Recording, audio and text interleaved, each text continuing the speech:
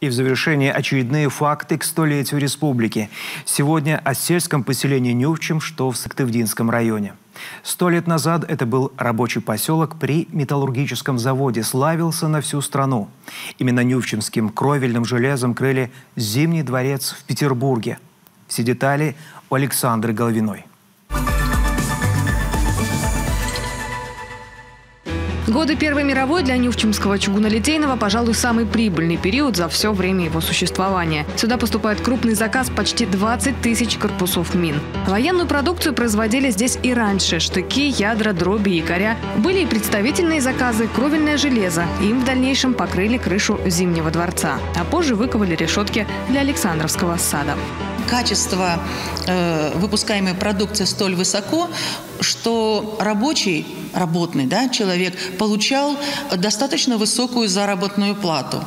Ну, если обычно в день она составляла 15-20 копеек, то, например, за полный набор, чернильный набор, мастер мог получить 25 рублей. При этом заработная плата рабочих по России составляла от 18 рублей. 18 рублей. Здесь 25 за одну законченную работу. В конце 20-х завод модернизирует, предприятие выходит из кризиса. Здесь выпускают самое нужное для крестьянского хозяйства. Это чугунки, сковородки, ступки, утюги.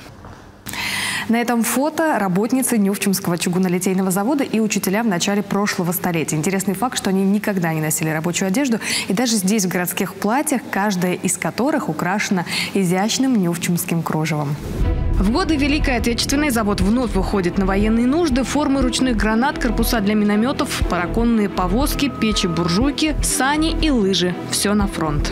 Уже в послевоенное время на заводе достаточно широко развиваются разные направления, в том числе и продолжает проходить переработка дерева, деревообрабатывающий был цех, перерабатывающий. Появляется зеркальный цех, выпускающий зеркала, то есть опять же, для населения.